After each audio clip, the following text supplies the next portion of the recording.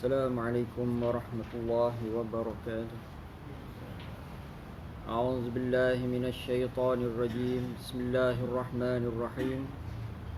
الحمد لله نحمده ونستغفره ونعوذ بالله من شرور أنفسنا ومن سيئات أعمالنا. من يهده الله فلا مضل له ومن يضلله فلا هادي له. أشهد أن لا إله إلا الله وأشهد أن محمدا رسول الله. والصلاة والسلام على أشرف الأنبياء والمرسلين وعلى آله وأصحابه أجمعين. سبحانك لا علم لنا إلا ما علمتنا إنك أنت العليم الحكيم. ولا حول ولا قوة إلا بالله العلي العظيم. رب اشرح لي صدري ويسر لي أمري واحلل عقدة من لساني يفقهوا قولي. أما بعد، فيا عباد الله اتقوا الله. أوصيكم وإياي بتقوى الله فقد فاز المتقون. وأما بعد، Alhamdulillah kita rafa'kan setinggi-tinggi pujian kehadirat Allah Subhanahu wa taala, dan kita bersyukur kehadirat Allah Subhanahu wa taala kerana dengan limpah kurnia taufik dan hidayah Allah Subhanahu wa taala dapat kita berkumpul dalam majlis ilmu di antara maghrib dan isyak dengan menggunakan kitab Idaman Penuntut, yakni pada bahagian nikah, yakni Idaman Penuntut pada bahagian nikah ataupun munakahat. Qala al-mu'allif rahimahullah wa nafa'ana bi'ulumihi fid darain amin ya rabbal alamin. Kita sambung kepada bahagian ataupun tajuk wali mujbir. Wali mujbir.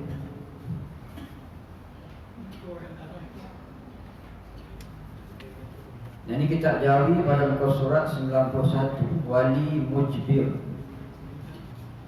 Perkataan mujbir itu pecahan daripada perkataan ijbar, maknanya memaksa, iaitu bapa dan datuk ke atas boleh memaksa maulinya, yakni perempuan yang diwakilkan, iaitu anak atau cucu berkahwin dengan tiada izinnya.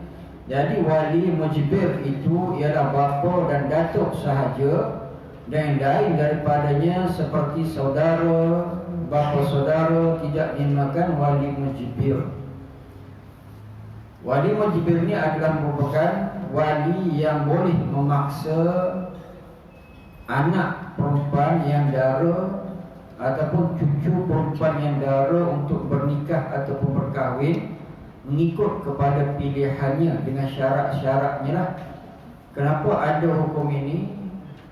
Yakni wali dia lebih mengetahui keperluan hidup ataupun calon suami kepada anak dan menantunya yang belum pernah menikah, manakah yang lebih sesuai untuk mereka. Ini ada satu wali dipanggil wali mujbir, dia boleh menikahkan anaknya ataupun cucunya dengan orang yang sesuai dengan anak dan cucunya. Syaratnya mereka itu adalah dara kerana memandangkan untuk kepentingan akhirat dan juga kepentingan dunia, yang mana datuk dan ayah dan datuk ni lebih berpengetahuan, lebih berpengalaman dalam seluk-beluk kehidupan. Dan kerana itulah ada satu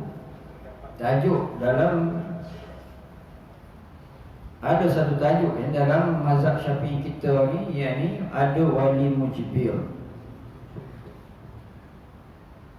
yang mana sebenarnya ada dalil berkenaan dengan ini.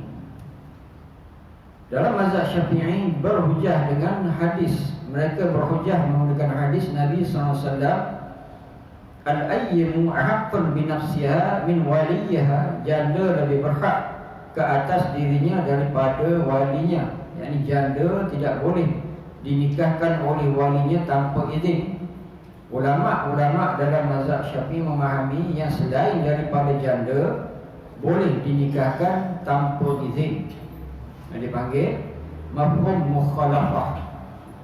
Yang dalam hadis ini, hadis yang digunakan dalam mazhab Syafi'i. Ulama-ulama dalam mazhab Syafi'i menggunakan hadis al-ayyimu ahaqqu bi nafsiha min waliha. Ia bermaksud janda lebih berhak ke atas dirinya daripada walinya. Maknanya janda tidak boleh dinikahkan tanpa izin. Dan sebalik janda dipahami daripada hal ini bolehlah, sebab larangannya adalah kepada janda, tidak dilarang kepada anak dara. Inilah hadis yang digunakan dalam mazhab Syafi'i di dalam memahami atau meletakkan satu tajuk dalam perbahasan wali mujibir. Wali mujibir ini kita ulang, yakni wali daripada kalangan ayah dan datuk yang boleh menikahkan anak dan cucunya walaupun tanpa izin. Ini demi kemaslahatan kebaikan hidup di dunia dan juga di akhirat. Jadi mungkin tuan tanya, sekarang ada ke orang beramal ini? Memang jaranglah orang beramal, cuma ada di dalam hukum. Biasanya zaman kita sekarang ni, anak-anak kita dia ada pilihan sendiri. Cuma andai kata berlaku dalam kes ini, boleh ke tidak? Boleh. Mana ayah datuk mengahwinkan anak dan cucunya tanpa izin. Syaratnya mereka tu adalah dara, anak dara. Kalau janda tidak boleh. Sebab jelas dalam hadis yang kita baca tadi, Nabi menyebut al-ayyimu ahaqqu bi nafsiha min waliha. Janda lebih berhak ke atas dirinya daripada walinya. Maknanya janda lebih berhak untuk memilih pasangan hidupnya berbanding dengan walinya. Dan selain daripada janda, anak dara. Larangan itu tidak berlaku kepada anak dara. Larangan itu berlaku kepada janda sahaja. Dia dipanggil mafhum mukhalafah, faham sebalik.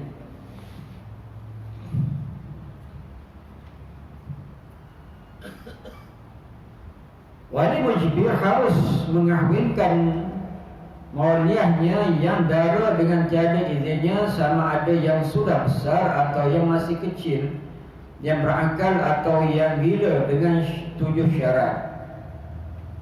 Walaupun begitu, hak sebagai wali, maksud wali mujibir ni ayah dan datuk sahaja. Ataupun wali mujibir ni juga dikenali sebagai wali akrab. Ada satu bahagian lagi wali aba'ad, wali jauh. Wali jauh ni siapa? Adik-beradik kepada perempuan itu, sama ada si ibu sebapa ataupun sebapa ataupun si ibu. Dan termasuk wali jauh, wali ab'ad ini bapa saudara dan anak kepada bapa saudara, yakni sepupu. Ini adalah merupakan mereka-mereka yang dinamakan sebagai wali jauh, wali aba'ad. Yang selain daripada wali akrab, dia ada wali aba'ad. Wali akrab ataupun wali mujibir ni dia sama, maknanya ayah dan datuk. Selain daripada itu dia panggil wali aba'ad. Wali aba'ad ni ke bawah berbanding dengan yang pertama tadi, yakni adik-beradik, sama ada si ibu sebapa ataupun sebapa ataupun si ibu. Turun lagi yakni anak saudara. Anak saudara maknanya anak kepada adik-beradik, barulah pergi kepada bapa saudara. Bapa saudara sama ada si ibu sebapa ataupun sebapa ataupun si ibu, yakni adik-beradik kepada ayah, ini bapa saudara. Dan lepas itu turun lagi kepada sepupu, anak kepada bapa saudara. Ini kesemua adalah dinamakan sebagai wali jauh, wali aba'ad. Jadi wali mujibir itu tuan-tuan boleh ingat, wali mujibir dan wali aba'ad itu sama. Siapa? Ayah dan juga datuk.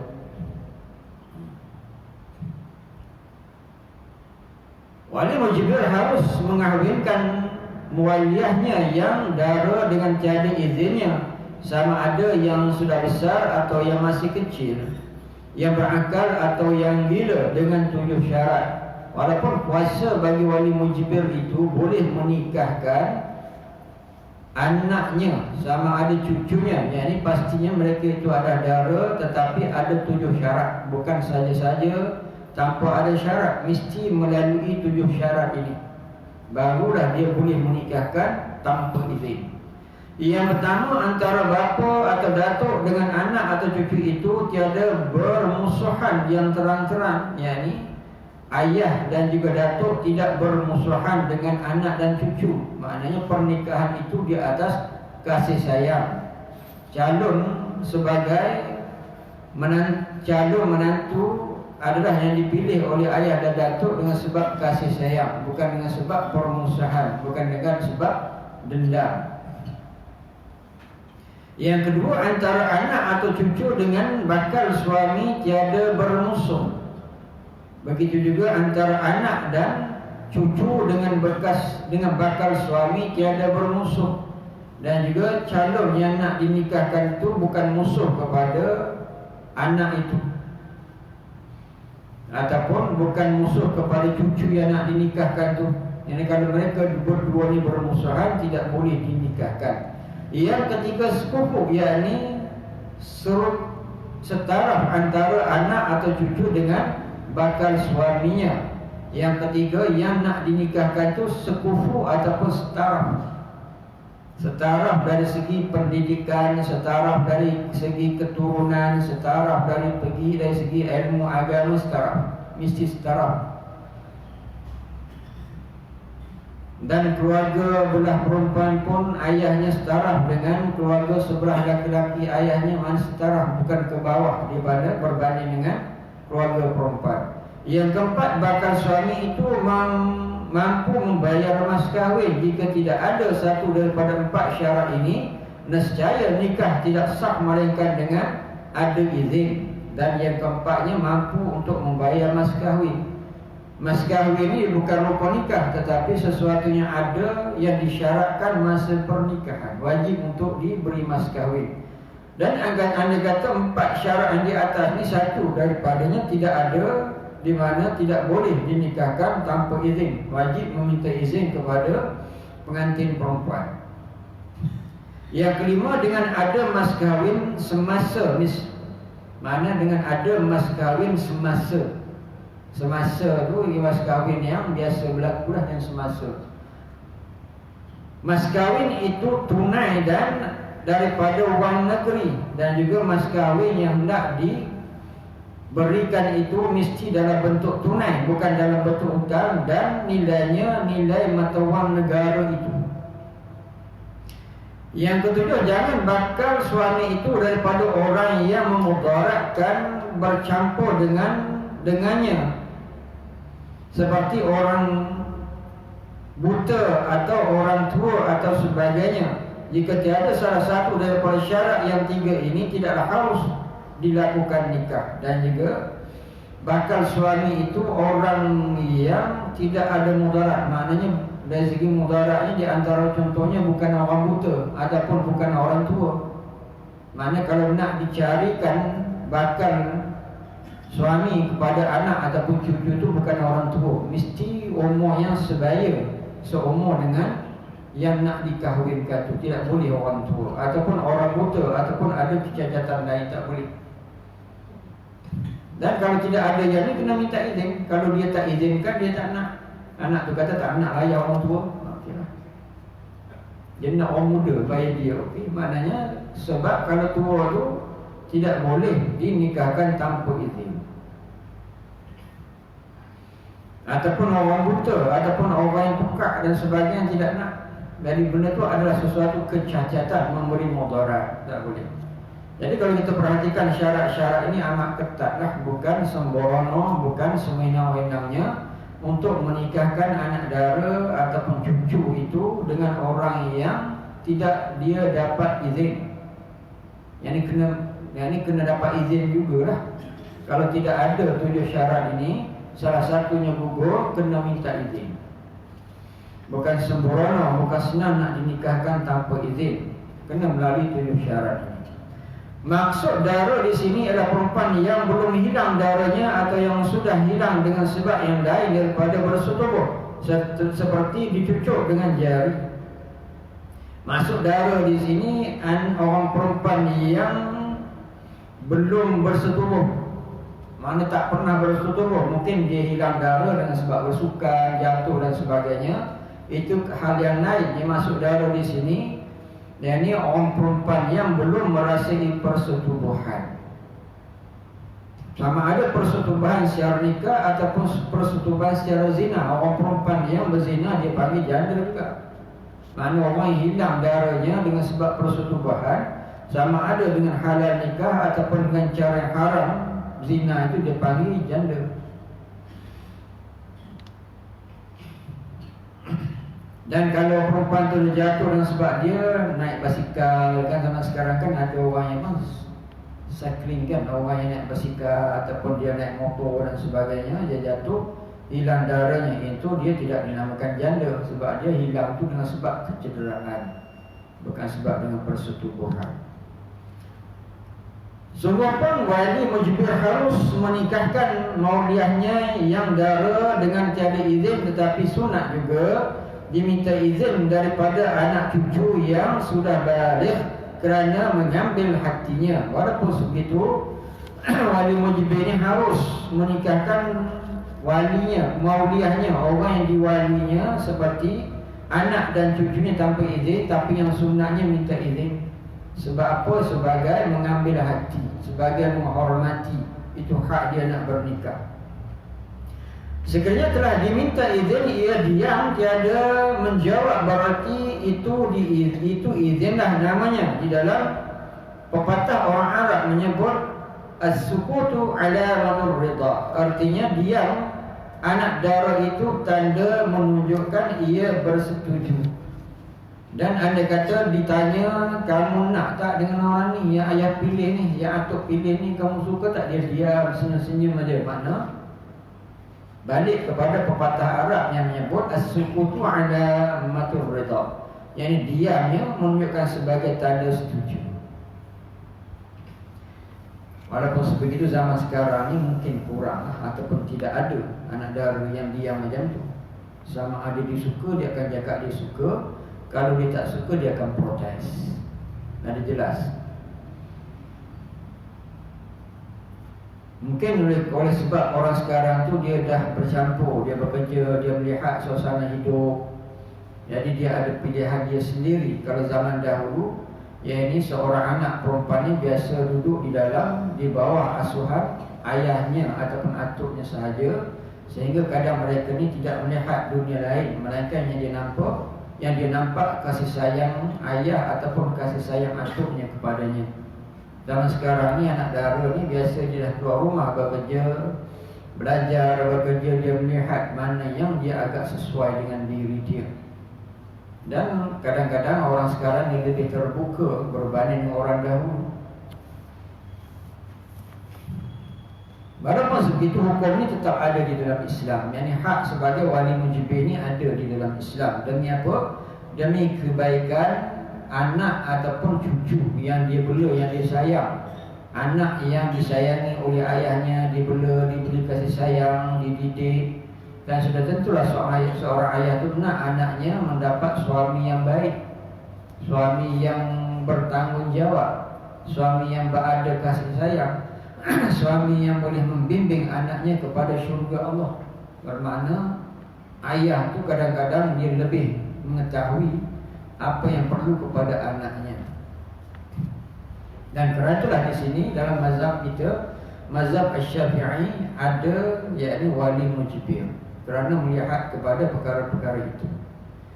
Jika seorang perempuan yang mukallaf minta kahwinkan dia dengan seorang laki-laki yang sepupu dengan dia, tiba-tiba walinya yang akrab, yakni hampir menjadi wali, tidak ada di tempatnya kerana musafir atau duduk jauh, dua marhalah, atau keadaannya dalam ihram, atau enggan menjadi wali kurang daripada 3 kali, hendaklah diakadkan nikahnya oleh hakim, sekalipun perempuan itu orang mendatang dari tempat yang lain.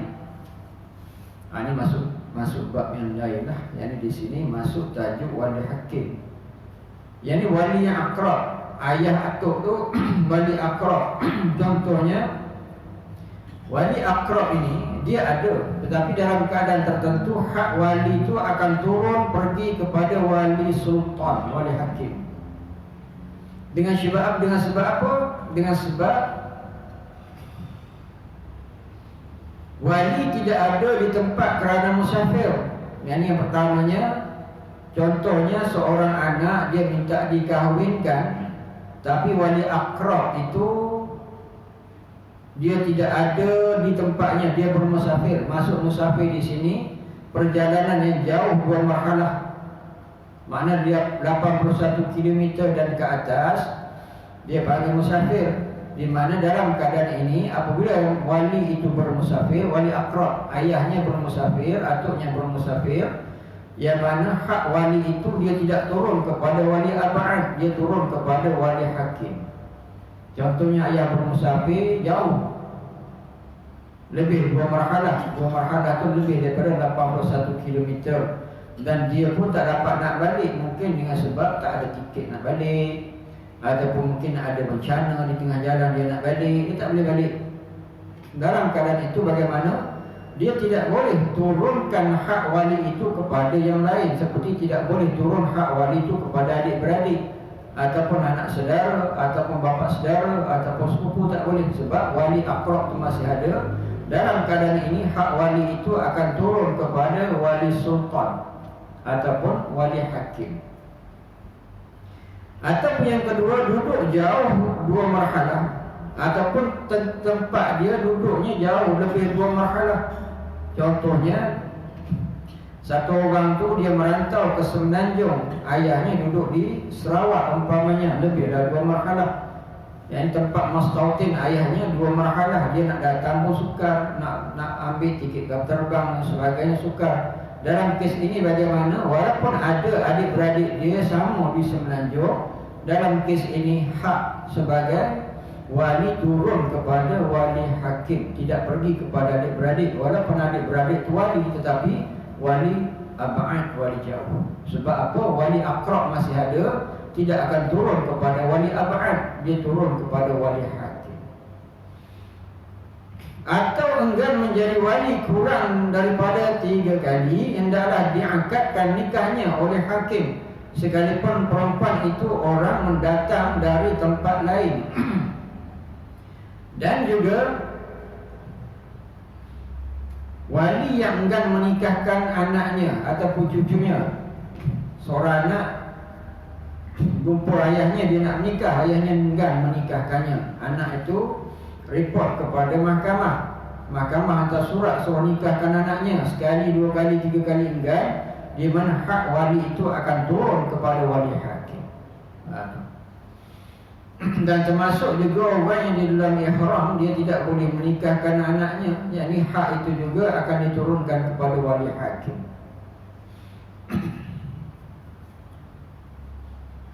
Jadi kita faham, jangan mana tidak ada kekeliruan lah.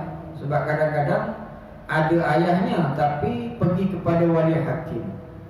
Kenapa tak pergi kepada adik-beradiknya, sedangkan adik-beradiknya ada? Dengan sebab inilah. Yang pertama, dia duduk ataupun dia bermusafir lebih 2 marhalah, dia tak dapat nak balik.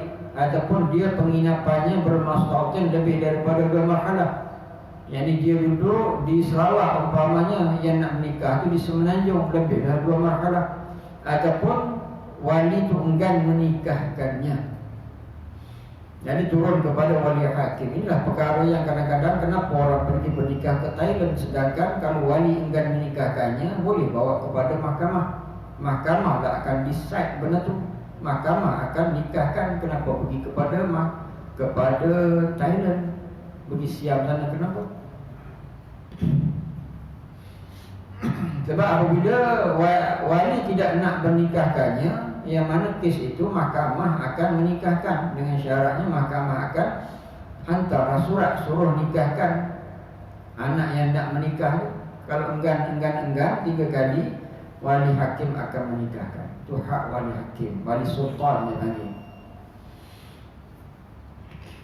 Sebab kadang-kadang pergi ke Thailand tu, kalaulah yang di sana bukan wali hakim, bukan wali sultan, jadi bagaimana? Tak jadilah nikah tu. Dia kena wali hakim di tempat Thailand tu. Lebih 2 marhalah tu dah ada syarat untuk boleh bernikah dengan wali hakim, wali sultan. Tapi takut di Thailand tu satu sindiket, bukan wali hakim, orang biasa je. Wali hakim ni kalau di Malaysia ni kita fahamlah, ini orang yang duduk di bawah sultan. Mana sultan tu pemerintah bagi orang Islam. Di Malaysia ni negara Islam kan, maksud begitu. Kalau negara bukan Islam bagaimana?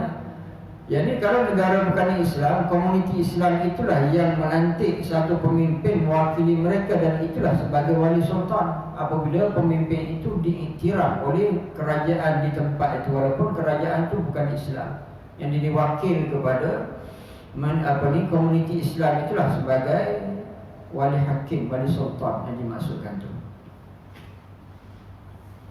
Jadi boleh fahamnya tu. Jadi tidak ada perkara yang kita, sebab benda ni kadang boleh berlaku.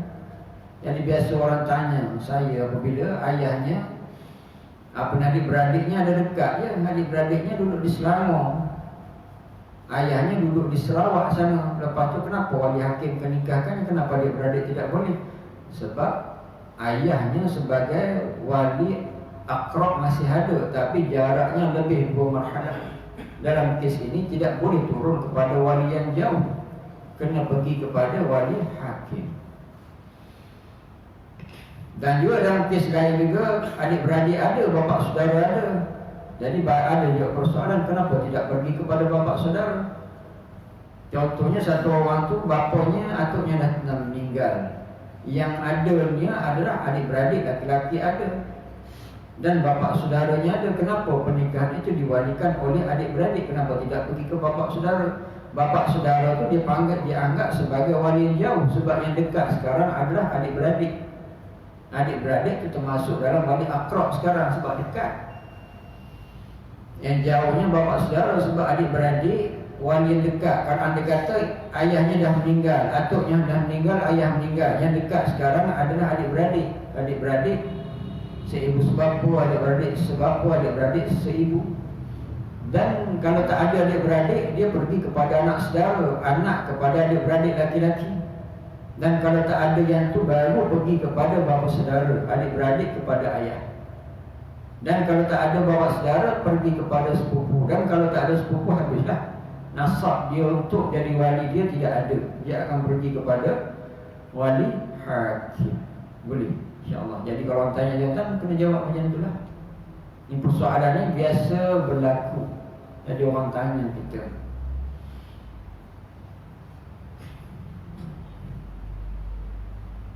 Dan satu perkara lagi, walaupun dia ada, ayah dia ada, atuk dia ada, adik-beradik dia ada, tapi mereka tu bukan Islam, kafir. Orang kafir tidak boleh jadi wali kepada orang Islam.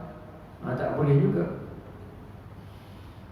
Jadi dalam kes itu, anda kata ayahnya, atuknya, adik-beradik semua yang sebagai wali itu bukan Islam, dia akan pergi kepada wali hakim.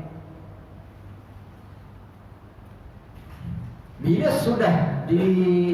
sudah jauh 2 marhalah, tidaklah termasuk yang kurang daripada 2 marhalah. Maknanya kalau kurang daripada 2 marhalah, maknanya tidaklah hilang hak dia, maknanya tidak boleh turun kepada wali hakim. Sebab syaratnya mesti lebih 2 marhalah. Ketika itu hakim tak boleh menikahkan melainkan dengan ada izin wali itu. Tetapi jika uzur, dalam kes ini wali tidak boleh menikahkan orang yang nak menikah tu, perempuan yang nak menikah tu, kalaulah wali itu duduk kurang 2 marhalah, mesti wali hakim itu minta izin daripada wali yang ada tu lah. Tapi jika uzur hendak mendapatkan izin itu kerana takut dalam perjalanan daripada dibunuh orang atau dipukulnya atau dirompak, bolehlah hakim menikahkan dengan tiada izin menurut pendapat Syekh Royani. Dan anda kata nak mendapat keizinan daripada wali nasab itu susah nak bagi, walaupun dia kurang 2 marhalah, dekat saja. Dan wali nasab tu dekat saja, tak sampai 2 marhalah. Tapi nak pergi minta izin dia tu tak boleh nak pergi, sebab mungkin ada gempa bumi, ataupun mungkin ada musuh, mungkin ada orang jahat di tengah jalan nak minta izin.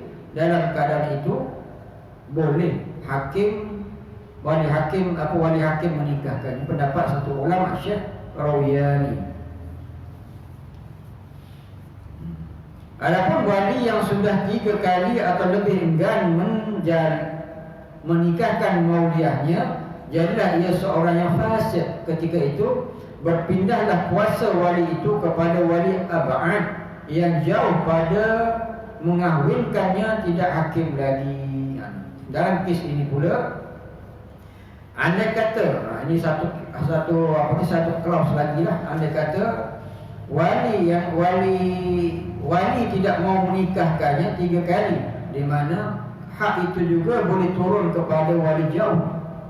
Sebab wali itu sudah menjadi sebagai orang fasik. 3 kali tidak mau menikahkan anaknya, di mana jadi fasik, seorang itu menghalang daripada seorang penikah. Sekiranya perempuan minta dikahwinkan dia dengan seorang laki-laki yang sekufu dengannya, harus wali mujbir menukarkan kepada laki-laki lain yang sekufu juga dengannya, kerana pandangan wali lebih jauh dan lebih luas. Dan andai kata perempuan yang nak bernikah itu, dia ada satu laki-laki calon yang sekufu dengannya, setaraf dengannya, dan dalam hal itu juga wali mujbir juga ada laki-laki lain yang sekufu, yang setaraf dengan perempuan yang nak dinikahkan itu. Dalam hal ini boleh mengambil pendapat wali mujbir, sebab dalam kes ini wali mujbir itu lebih berpandangan, lebih mengetahui selok-belok hidup berumah tangga. Hukum-hukum ini semua pada perempuan yang masih ada dara, bagaimana telah dinyatakan. Adapun perempuan yang telah hilang darahnya dengan bersetubuh, yakni sudah jadi janda, sama ada cara halal atau haram, tidaklah diluluskan wali mujbir itu mengahwinkan dia, melainkan dengan ada izinnya, dan tidak boleh menukarkan kepada laki-laki yang lain. Dalam kes bagaimana seorang perempuan yang berstatus janda tidak boleh dinikahkan melainkan dengan izin. Sebab di antara sebab-sebabnya, orang janda ni dia mengetahui kehidupan, dia biasa hidup berumah tangga, dia tahu selok-belok berumah tangga, dia tahu memilih mana yang lebih baik kepada dia. Berbeza dengan orang yang dia anak dara. Anak dara ni biasa dia hidup dengan ayahnya yang sayang dekat dia, memberi kasih sayang, membimbing dia, mendidik dia dan sebagainya, di mana dia nampak ayahnya itulah yang baik. Dia tak nampak orang lain. Mungkin dia beranggapan orang lain pun sama seperti ayahnya, baik juga. Dalam kes ini janda dia luas. Sebab apa? Dia pernah hidup berumah tangga, dia tahu dah suami mana yang baik untuk menikah dengan dia. Mungkin dia hidup, dia berumah tangga yang tidak kekal lama, bercerai. Dia tahu orang macam ni tidak baik, orang macam ni tidak dapat memenuhi tanggungjawab sebagai suami. Ataupun dia bernikah tapi suami yang meninggal, dia tahu suami dia macam mana yang lebih baik. Maknanya janda tu lebih berhak untuk dia memilih suami bagi pihak diri dia, sebab dia ada pengalaman hidup berumah tangga.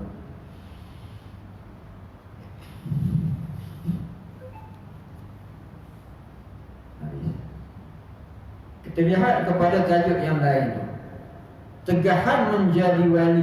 Di sini ada tegahan, ada larangan menjadi wali. Walaupun seorang tu dia masuk dalam kumpulan sebagai wali, tetapi ada larangan, ada halangan daripada menjadi wali. Tengok apa larangan, apa tegahannya. Wali pada susunan wali-wali yang tersebut itu boleh tertegah daripada menjadi wali dengan sebab ada salah satu daripada sifat-sifat yang berikut. Yang pertama sahaya, ini ada sifat kehambaan. Seseorang yang dia ni berstatus wali, tetapi dia ni ada taraf hamba, dia sebagai hamba. Contohnya dia ni adik-beradik laki-laki kepada perempuan yang nak menikah, tapi dia ni adalah hamba. Hamba tidak boleh jadi wali kepada orang yang bebaslah, orang merdeka. Hamba tidak wali. Yang kedua, kanak-kanak. Masuk kanak-kanak di sini orang yang belum balik. Kanak-kanak yang belum balik, walaupun dia tu sebagai wali, adik-beradik kepada si perempuan tu. Asalnya adik-beradik laki-laki boleh menikahkan perempuan yang nak bernikah, tapi dia kanak-kanak yang belum balik. Orang belum balik tidak boleh jadi wali.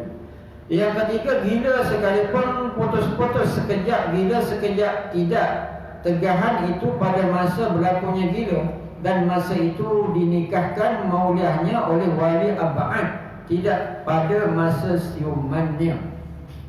Dan anda kata wali itu gila, Contohnya na'udzubillah, ayahnya gila, kita minta na'udzubillah, minta jauh lah. Mana ayahnya gila. Jadi kes ni bagaimana? Dia akan turun kepada wali ab'ad. Dalam kes ini wali ab'adnya adalah adik-beradik laki-lakinya.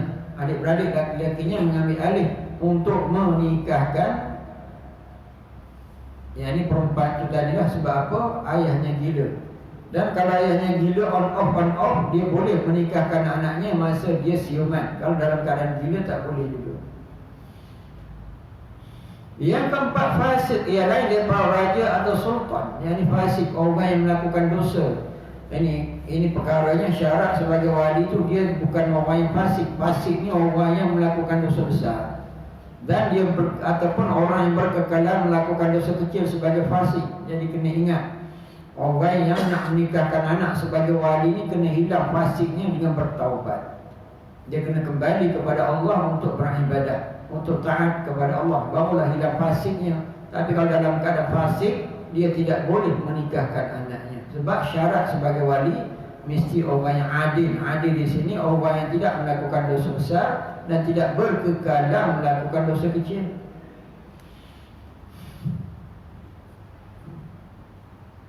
Tengok-tengok walinya, ayahnya pakai rantai leher.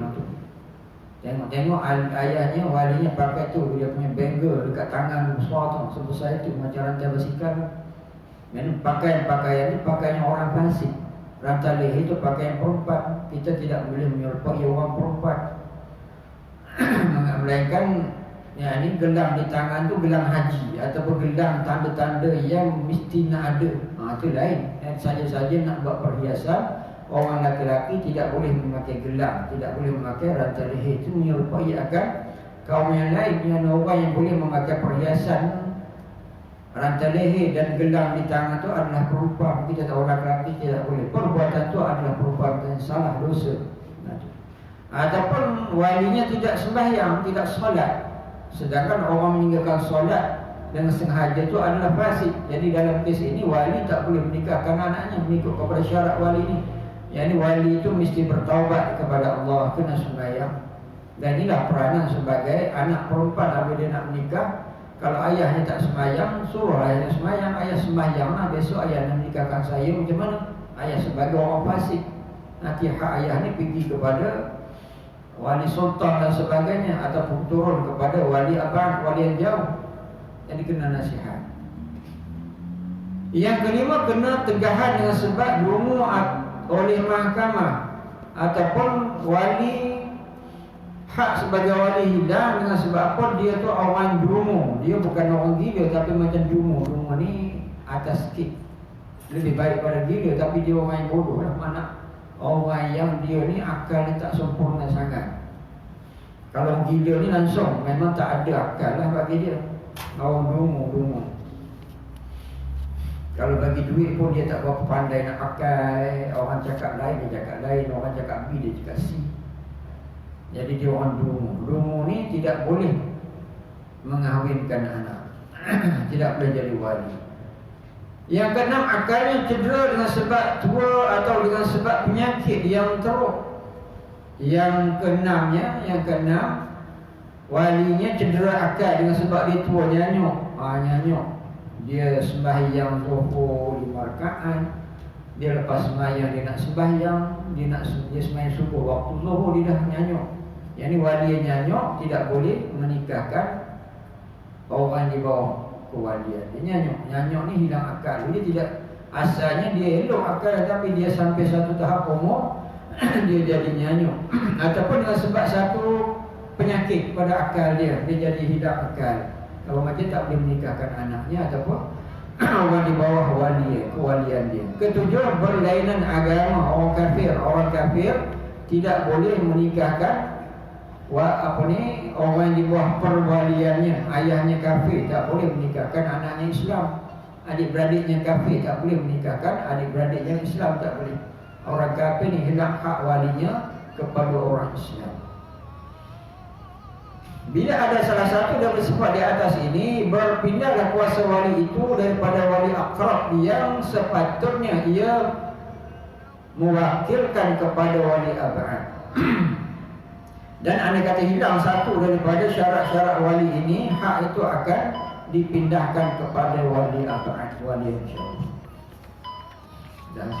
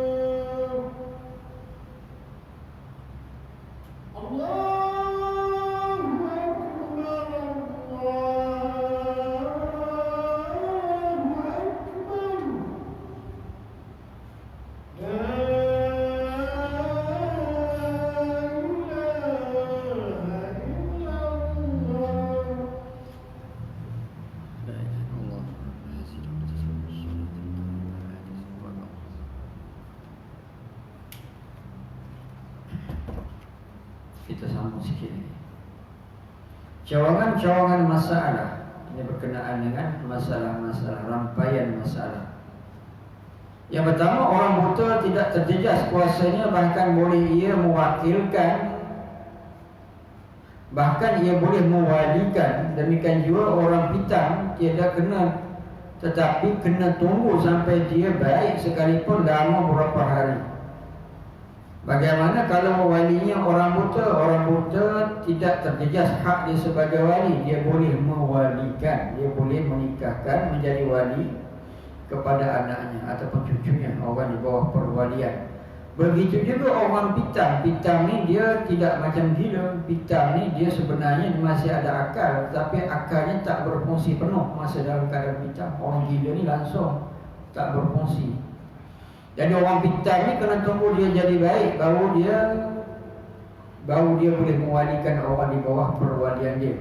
Yang kedua, wali akrab yang dalam ihram tidak berpindah kuasanya kepada wali ab'ad, bahkan dinikahkan oleh hakim.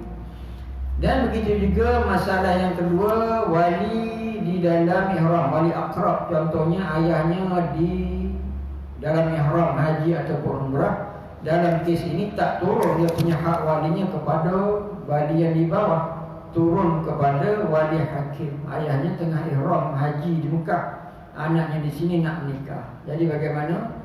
Boleh tak adik-beradik laki-laki menikahnya? Tak boleh, kena wali hakim yang menikahkannya. Allahu a'lam.